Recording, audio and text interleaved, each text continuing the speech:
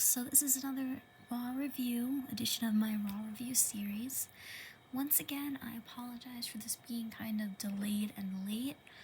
I would really like to get into the habit of doing it like within the hour or so of the show going off, but I just get so tired that it is really hard for me to do. So I hope y'all can give me the courtesy, hopefully you don't judge me too harshly, hopefully you don't give me -5 stars because my work rate wasn't up to par. I actually didn't even watch this Raw, in all honesty, because I was so tired. I fell asleep. Excuse me. I'm sorry. Super early last night, so my great friend, Zubair Talk TV, actually took some notes for me. So I will just go through his notes and give my own thoughts about what's going on in the show. So the show started off with Jey Uso, and he was doing his typical hour-long yeet entrance. He got attacked by Gunther midway through. Gunther beat him up, and then eventually they got separated. Then basically Jey Uso declares that they're going to have a match at WrestleMania, so he's officially selected Gunther as his opponent for the World Heavyweight Championship at Mania, which I think probably might be a better idea than him versus Cody. I think it has probably, there's a lot more time to build it, in my opinion. So anyway, Gunther starts trying to attack Uso again, and they both started punching each other and then got separated. So, like I said, it looks like the official match is going to be Jey Uso versus Gunther for the World Heavyweight title, but this is probably only going to main event night 1, which, I mean, a lot of people say that doesn't really count, if you only main event the first night, so I could definitely see them putting it on night 1. I can't see it happening where they put it on night 2. I'm not sure what they're doing with Cody, but whoever they put him with is probably going to be the main event of night 2. So anyway, Kathy Kelly, who I guess is one of the 18 identical backstage interviews that they have, is interviewing Rhea Ripley, and she's asking her how she's navigating everything that took place last week with Liv Morgan and Io Sky. So anyway, Rhea Ripley says that if Liv makes it to WrestleMania, then she'll fight her then. But then she said she feels like Charlotte is stalling to make her decision about who she's gonna face to seem to remain relevant. Honestly, in my opinion, I think the reason why she's stalling is because they're not sure what to do with her, because they're trying to book her as a face right now, but it's not working. The fans are rejecting it. So I would love to see them just go full-on heel with Charlotte, just make her the female 2002 Triple H, and she could be a really entertaining, hateable heel. And I really hope that that's what they do, because I feel like booking Charlotte as a face just doesn't work. I feel like she's kind of boring as a face. Anyway, so Io Sky comes into the interview, and Io says that she's coming after her, and Rhea says that she can't wait, so I guess they're having a match tonight. We'll see what happens. So anyway, first match was Damage Control, which is Dakota Kai and Io Sky, which I could have sworn I thought Dakota Kai is out with an injury, because apparently she breaks her pinky and she's out for 3 months. But she was on, I guess. She was on this show, so I guess she wasn't that badly hurt. Anyway, they beat Liv Morgan and Raquel Rodriguez of the Judgment Day. So apparently Liv got a crazy gash on her face, which I really hope, I didn't watch it, like I said, I really just hope that they did sell the injury, because, I don't know, sometimes someone gets a big mark on their face and they don't always sell it. I really hope that they sold the face thing. Anyway, so we get a video recap of Kevin Owens attacking Sami Zayn. I could care less about this storyline, I'm sorry. First of all, they had a feud 15 years ago on ROH. If you want to watch that, just watch that. Just watch their ROH feud from 2008 or whatever in Canada, if you want to see a Kevin Owens and Sami Zayn feud, as they've done it about 800 times at this point. So our second match of the night, Bayley defeat Laya Valkyria in a women's Elimination Chamber qualifying match. Now here's the thing. This Laya Valkyria person, I'm sorry if I'm pronouncing that wrong. These names aren't that great. She is the new women's IC champion. And every week they've been promoting her, talking about how she's not going to be a paper champion, how she's going to be a legitimate fighter, and blah, blah, blah. It took her like 2 to 3 weeks to have a match on Raw. And in the match, she loses. It's like, that's so stupid. Like, if you want to, like, make people care, this is a brand new championship. If you want to make people care about it, then you have to book your first champion strongly. You can't just ignore her for 3 weeks and then just have her lose in the first match that she has with the title. Like, I don't get that. I don't understand that at all. I just don't get it. First of all, I don't really understand the point of having these secondary titles for the women anyway if they're not going to do anything with them. Like, they really, like, it's just really not that necessary. Like, you can have one and a tag team championship. I don't see why you need to have an IC and a US title. Like, it's just a lot. Especially when they don't, like, you know, the women's roster is just still not as big as the men's. So it is hard to do. The reason why they have secondary titles in the men's is because the men's roster is freaking huge, which the women's roster is definitely bigger than it used to be, but I don't know if is it deep enough to really have 2 secondary titles plus a tag title plus 2 main championships on both show. I don't know, I'm kind of upset with how they ended up booking this girl. I feel like it's definitely not productive for her character, for her title reign or anything like that. Anyway, so we get a promo from Penta. He's talking about he loves his fans essay. Anyway, he talks about how basically in his promo he basically talks about how he has no fear about beating anybody in a match. He calls out Pete Dunne and Ludwig Kaiser, and then he starts talking about how he's going to start coming for them again. So then one of the other identical interviewers has an interview with Ludwig Kaiser. She says that everybody knows that if Ludwig Kaiser sets his eyes on you, he's not going to stop until you're done for good. I mean, this guy's never going to win a match, so does she expect anyone to take that seriously? This guy just loses. He's just like your typical heel jobber that just loses. So no one is taking that seriously. Anyway, so Pete Dunne joins the conversation. He says that he would never help someone like Ludwig. He was just in his way. So once again, we have another case where heels just can't just enjoy each other. There always has to be some kind of animosity between them, which that's always a trait in wrestling that annoyed me. I talked about this recently. It's like the faces always have to be like BFFs for life, but the heels can never be BFFs. There always has to be some kind of friction between them. They can never just have like a friendship, you know? I don't know, I find it so corny. So anyway, Pete Dunne says he's going to make an example out of Penta next week, and then he tells Ludwig to stay out of his business. I mean, this guy is just going to lose to Penta, so who the fuck cares? So then we get a segment with Ivy Nile and the IC champion Laya Valkyria. She tells her that she's a joke for associating with Alpha Academy, and that she's going to challenge her for the women's IC title. I mean, at this point, why not have Ivy Nile win if you're just going to have this chick either not wrestle on the show and just stand around with the championship, or just lose matches again, like her first match as champion. Like, at this point, just get rid of her then if you're not going to book her seriously. Maybe give it to this girl. Maybe she's good. I don't know. So anyway, AJ Styles comes out and he gives a promo. He talks about how he's phenomenal.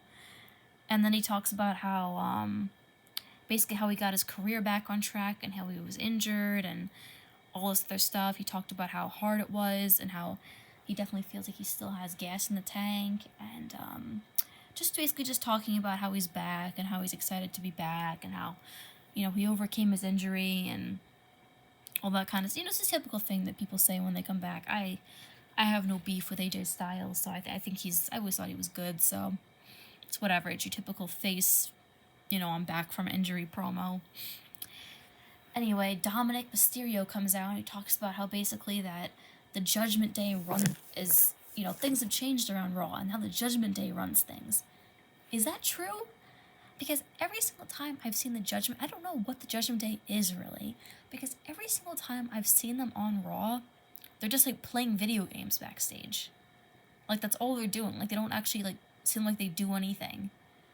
Like, what is this stable? I don't know. That's what they do? Just kind of hang around backstage and play 2K together? Is that what this is? Because, like, I never really see them, like, doing much of anything else. Like, they don't really come out and, like, you know, it's not like they're like the heel stable that comes out and cuts a promo against everybody. Like, they really don't do, like, fuck all.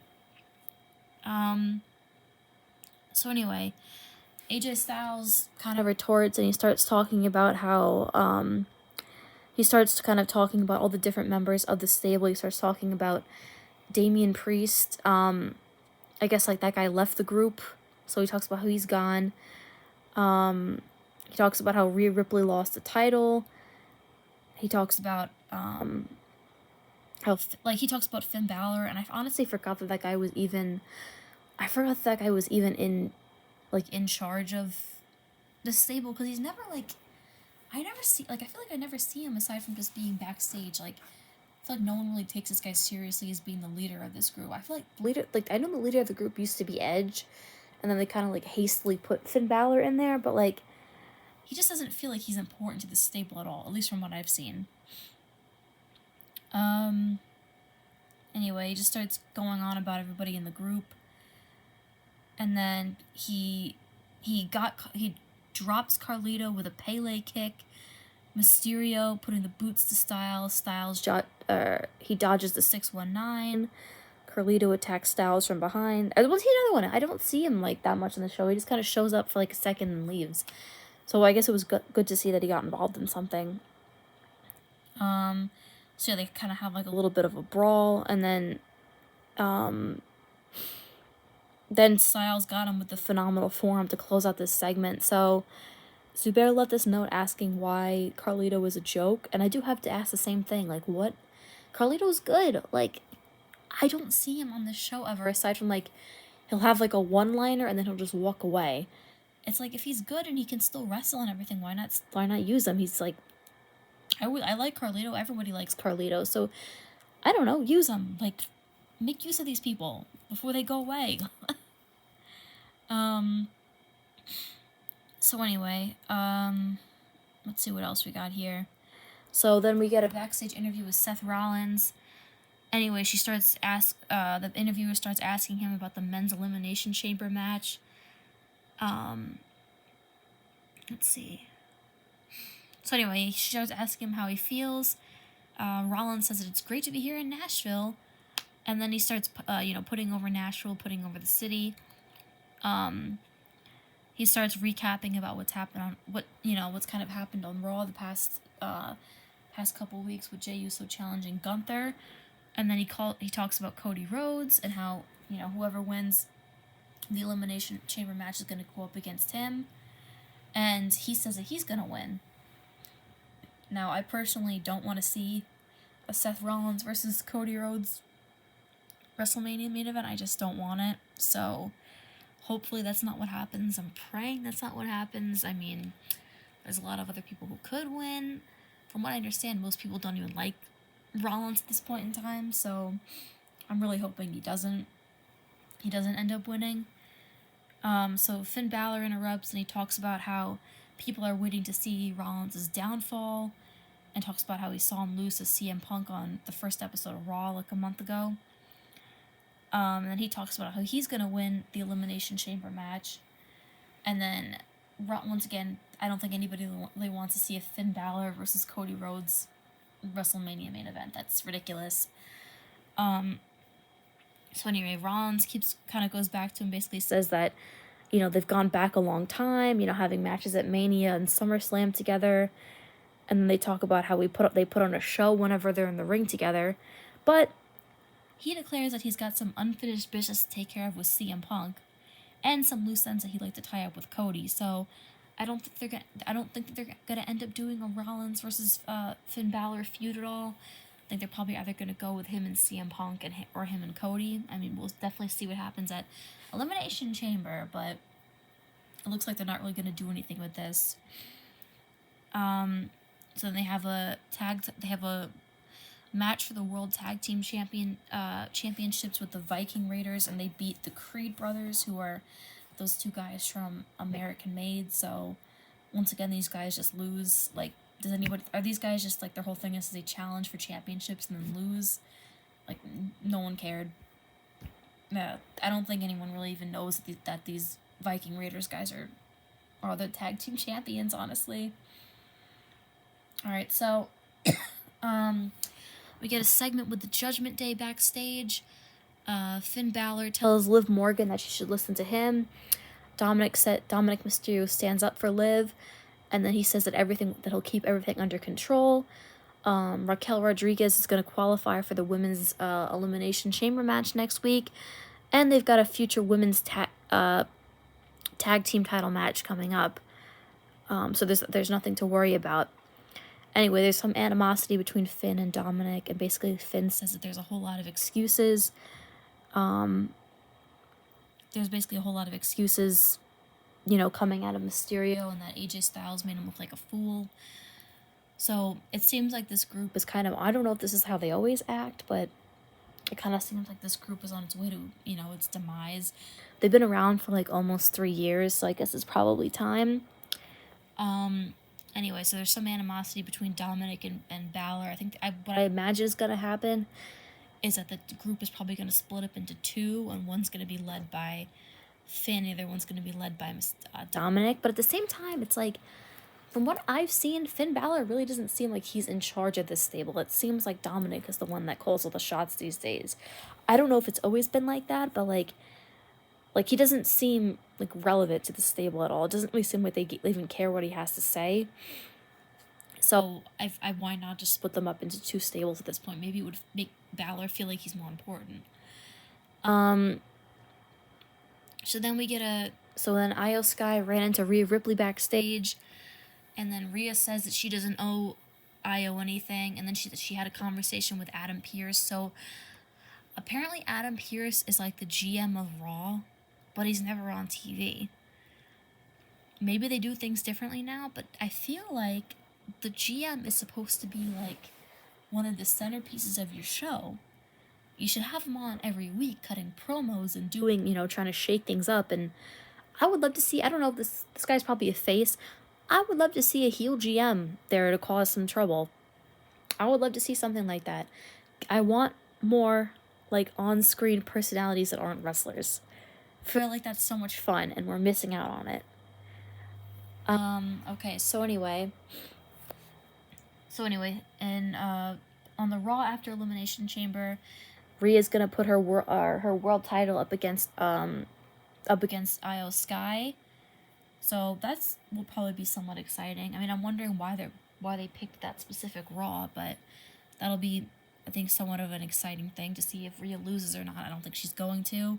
I think we all kind of know that she's still gonna win because they've been booking her very strong, and she is very over with the fans. So I can't see a world where Io Sky wins, even though I like her. I think she's good. I think she deserves maybe a little bit more than what she's been getting. So anyway, CM Punk is backstage and Logan Paul interrupts him. CM Punk talks about how much he loves it here in Nashville. He talks about how he's disappointed that he didn't win the Rumble, and I'm kind of disappointed that he didn't either. But he does talk about how he puts over Jey Uso, talking about how he likes to see, his friends accomplish their goals. So this is definitely a face punk run that we're getting at the moment, which I like him better as a face anyway, so I don't have any complaints about that. So anyway, let's see. So anyway, he starts talking about Cena. He says that Cena's a legend, which is funny when you remember their history together. Anyway. So he starts talking about how he's going to win the Elimination Chamber qualifying match, and then Logan Paul interrupts, and he starts talking about how he's going to win the qualifying match. And then, anyway, so we get the match between them, and then Logan Paul beat Rey Mysterio in the men's elimination qualifying match. Match was apparently good, and then after that, New Day went out and attacked Rey Mysterio. So they're still kind of going with this Rey Mysterio, New Day, like, feud that seems like it's kind of entirely one-sided. Apparently, and it seemed like a fine show. It didn't really seem like I missed all that much, honestly. Sorry if I got anything. I kind of was skimming through these notes, so if I got anything wrong, let me know. Zubair took a ton of notes for me, so once again, if I missed anything, please tell me, because, you know, I'm lazy and I didn't feel like watching the show. Anyway, I hope you guys have a good rest of your day, rest of your week. I will possibly be making a video about all of the releases once they're finalized. But yeah, that's all for now. Peace out.